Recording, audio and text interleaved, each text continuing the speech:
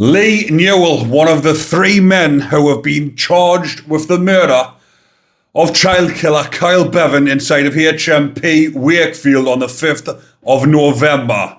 Now, as promised in the previous videos, I said I was going to do a video telling you exactly who Lee Newell is and his crimes, and this, if convicted, which I think he will be his third murder, so he will now be classed as a serial killer. But he is already serving life without parole, meaning he will never be released from prison. And this was before the murder of Kyle Bevan. Now I'm going to go over the three murders and talk intensively about these crimes. And the murder that he got life without parole for was actually another child killer. Ironically, another child killer who killed his partner's 2-year-old child. And that is what Kyle Bevan was in prison for. He was serving life with a minimum of 28 years for the murder of his partner's 2-year-old baby, little Lola James. Now I'm going to go back to the start, because Lee Newell, even though he's done a public service and rid us of these two despicable, horrid child killers, he is a horrible piece of work himself for what he'd done on his first murder, which was in 1989. Now, this is when he was given a life sentence for the murder of his neighbour, Mary Neal, in Gately Gardens, Norwich. So he was living next door to Mary Neal, and there is a photo up on the screen here. If you go and Google it, you will see. There is a picture of poor innocent Mary Neal, his next door neighbour, and she looks like back in the days in 1989, elderly woman. I mean, she was 56-year-old at the time of the killing. And in the picture, she looks a lot older, as they did, like I've just said, back then. But he tricked his way into her home and strangled her before dumping her in an upstairs cupboard under the stairs. And she was not found for 10 days after the murder. Lee Newell continued to live at his home, spending money he stole from Mrs. Neal on hiring videos and fleeing to Jersey. And that was his first killing, which he was given a life sentence for. And he ended up inside of HMP Long Lartin serving that sentence when he came pally with another inmate called Gary Smith, who was also in prison for a previous murder. And the two of them acted out their own justice on this horrible piece of work, who was Subhan Anwar. Now, before I get into the murder inside of Long Lartin, I'm going to tell you exactly who Subhan Anwar was, and you will agree, like we did on Kyle Bevan, that this was justice served at its finest. He got his karma, what was coming to him. So, here we get him up, because I've got a few different articles in front of us here. So, Subhan Anwar and his lover were jailed for killing her daughter, who suffered 107 injuries during a month of unbelievable cruelty. 2-year-old Sanam Navsarga had all her limbs broken, had been locked in a cupboard and was put in a tumble dryer. Her mother, Zabina Navzarska, 21, was cleared of murder but found guilty of manslaughter and jailed for 9 years. Just like Kyle Bevan's partner, she was cleared, and she was done with allowing the death of her child and given a measly 6 years. Same as this partner of this horrid man, jailed for 9 years. These women knew exactly what was going on. They stood by and watched it happening. They should have been sentenced to life imprisonment as well. It's absolutely horrendous how these women are cleared or getting done with allowing the death and given shitty one-digit sentences. It should have been life without parole, or should have been at least a 30-year minimum. So, Navsarka's married lover, Subhan Anwar, also 21, was jailed for life. 2 seconds, people, because that just went off me friggin' screen as I'm doing that. So he was jailed for life for the murder and was told he would serve a minimum of 23 years. Like, these sentences that they're getting for killing these toddlers is absolutely outrageous as well.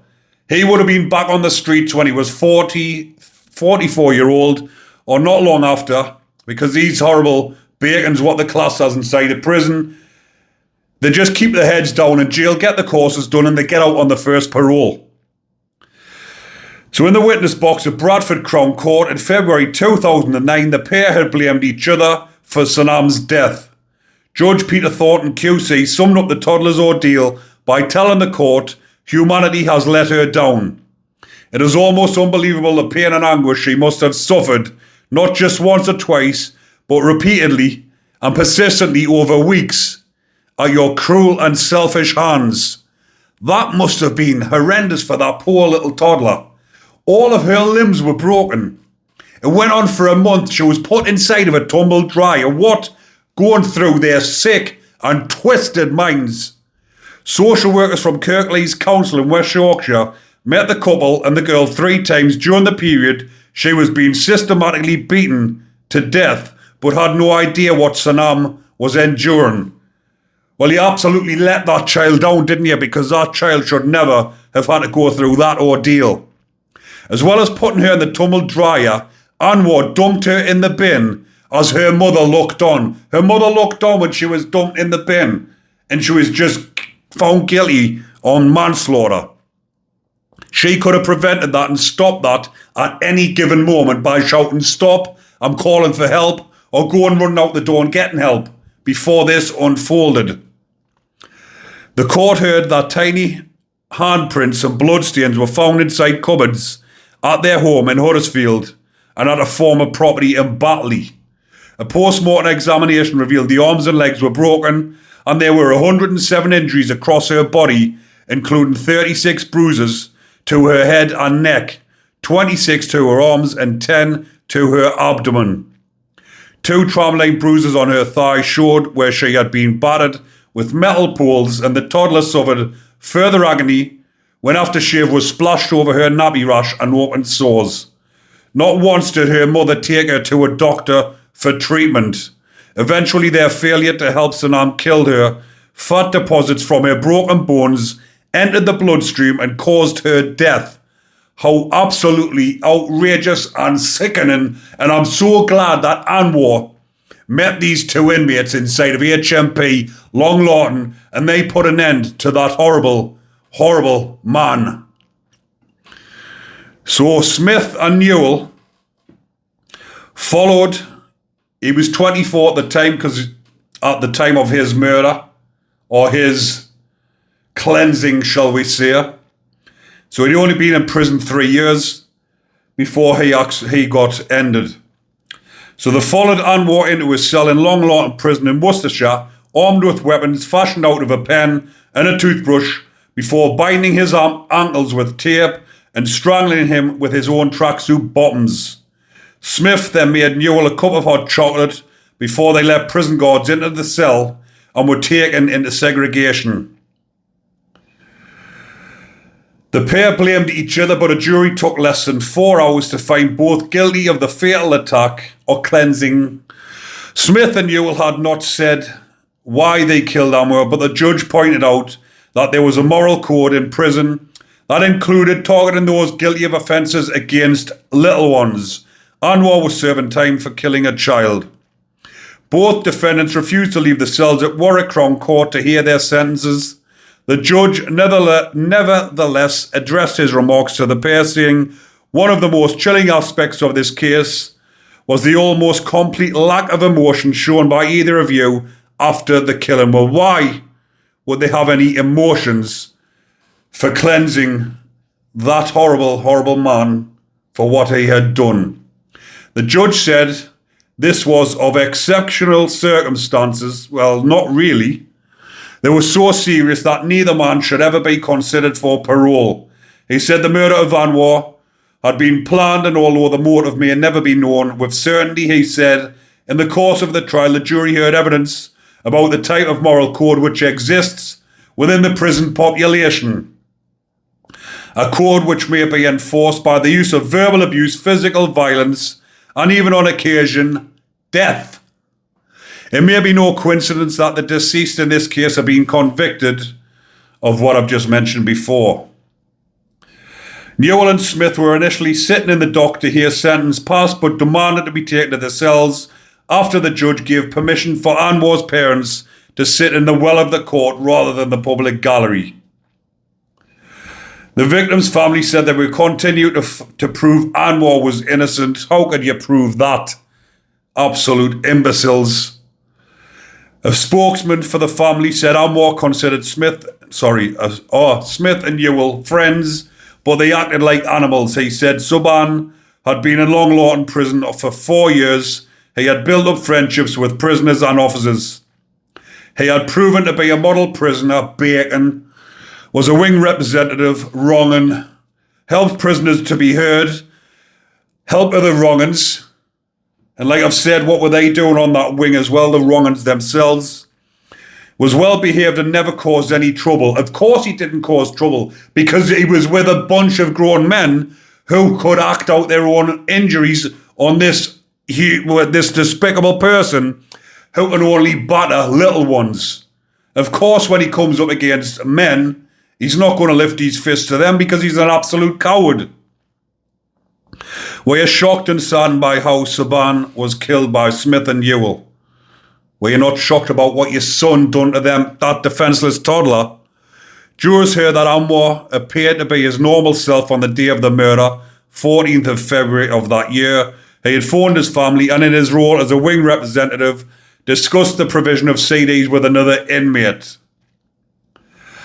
Just before 6 p.m, this was when the murder took place. People, the nitty-gritty. He entered his cell closely followed by Smith and Newell. The cell door was shut, locked from the inside, and the peephole blocked. 40 minutes later, one of the killers contacted the prison control room using a cell intercom and told an officer, "I've taken the guy in this cell hostage. It's not a joke. I think he's dead." Asked why, he replied, "I'm bored. It was something to do."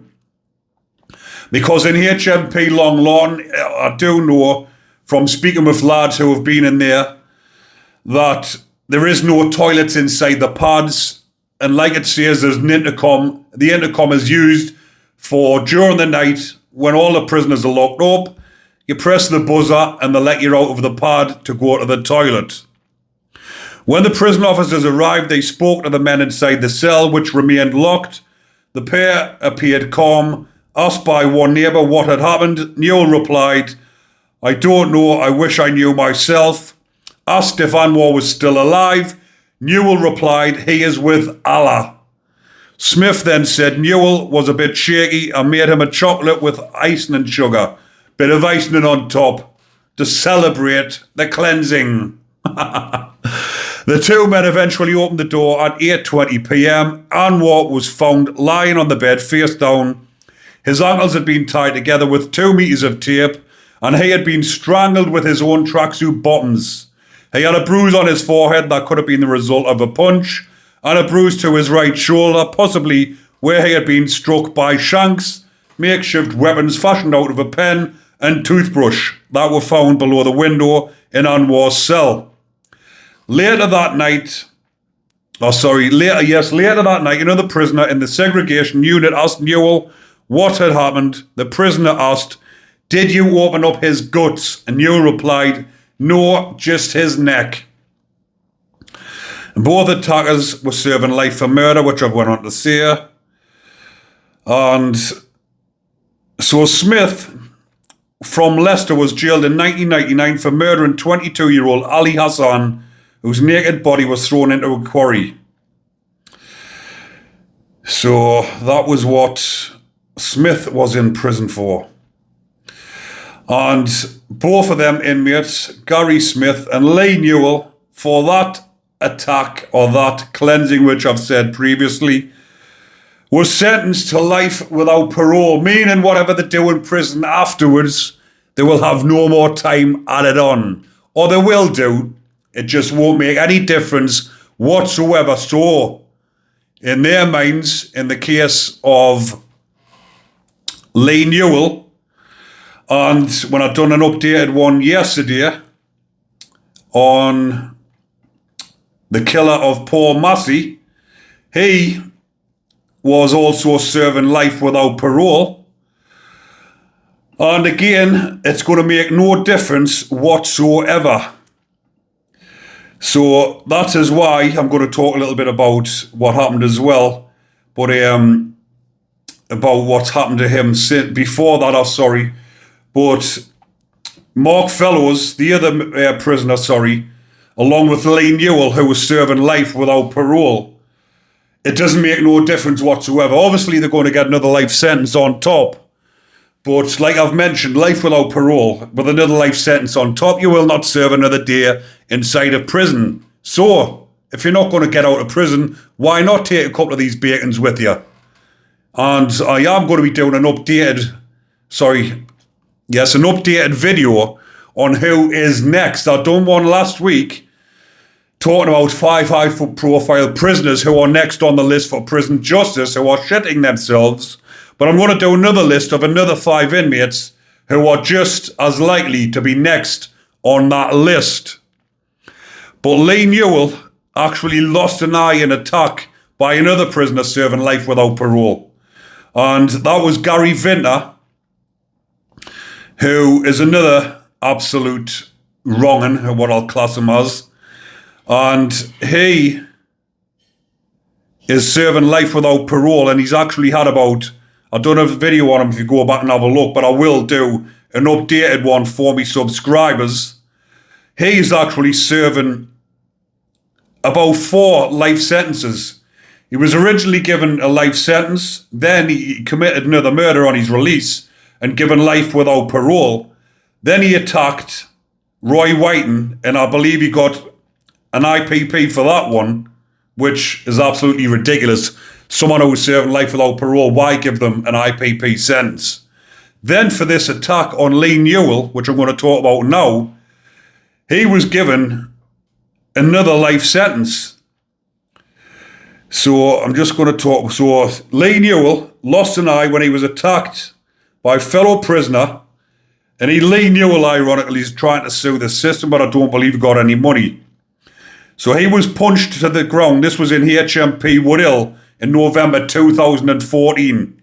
They were on the unit together in HMP Woodhill, Newell and Gary Vintner. They came head to head on the exercise yard where Gary Vintner, this Lee Newell, just looks like a skinny little smackhead. Gary Vintner is around about 6 foot. He had 6'9". He looks like Tyson Fury. He's that big.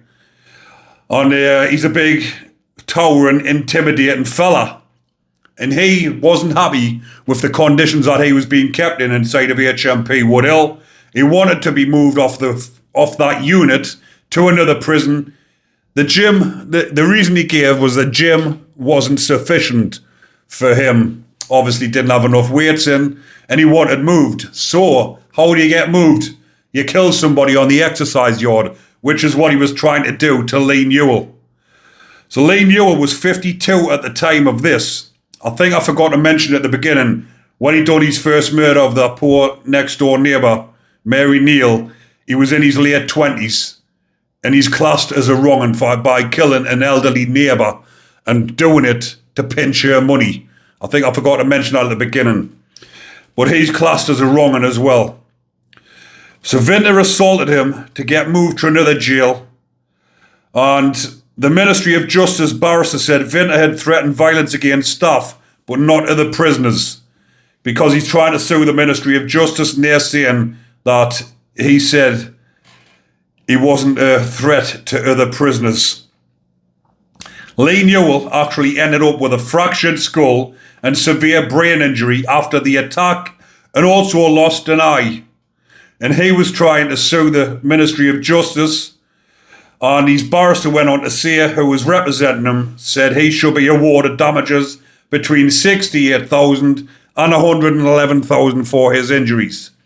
but I don't believe he got any money for that attack, because I have been having a look at some of these inmates that have been suing the system and suing the Ministry of Justice, saying that they should have been better protected, and they don't get awarded anything. I'm going to do an updated one as well on Ian Huntley when he was attacked and he tried to sue the system. I have done some extensive research into him about how much compensation he got, and it was the MPs actually stood up and said he will not get a single penny, which I'm pleased about, because that wrong'un should not get anything. So, coming up to the present murder, which was Kyle Bevan. 2 seconds, I just need to go back to make sure I haven't missed that one out.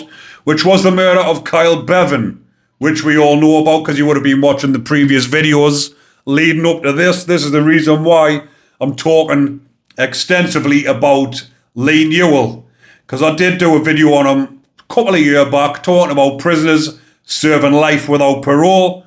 But obviously since this has came up, my subscribers have been asking for an updated video on Lee Newell. So this most latest murder of Kyle Bevan, who was 33-year-old, he was serving a life sentence with a minimum of 28 years for murdering 2-year-old Lola James, who had suffered 101 separate injuries to her body, including a catastrophic brain injury.